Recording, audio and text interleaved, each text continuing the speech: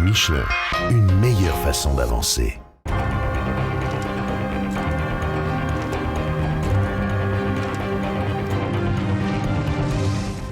Qui sera celui historique?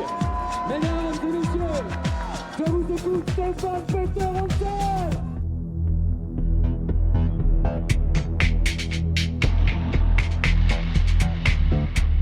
Hansel. Au Maroc, troisième étape, je tombe, pas très vite, mais je me retourne le pouce vient toucher l'avant-bras, c'est-à-dire une grosse luxation du pouce.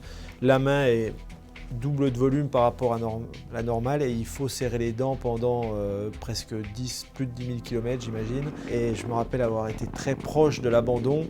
Il a fallu vraiment serrer les dents pour terminer cette course.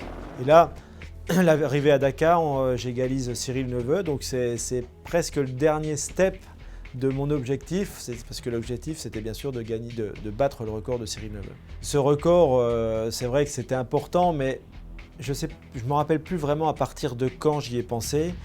Et surtout, j'avais l'impression d'avoir fait un peu le tour au bout de 10 Dakar. En fait, cette 6e victoire en 98, ça correspondait à mon 10e Dakar. Et je crois que je commençais à saturer d'être toujours tout seul sur la moto.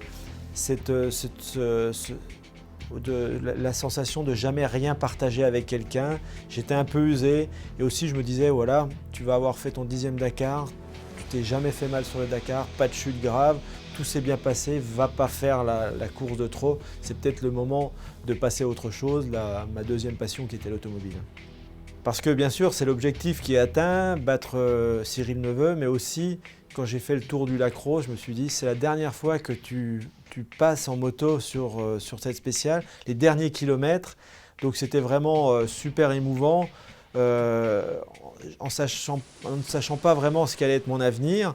Donc j'étais vraiment partagé, le plaisir d'avoir gagné, mais aussi en me disant ça y est, c'est une vraie page de l'histoire qui va être tournée. L'histoire de la moto sur le Dakar, c'est terminé. C'est fini et là c'était aussi très émouvant, j'ai lâché une petite larme sur le podium.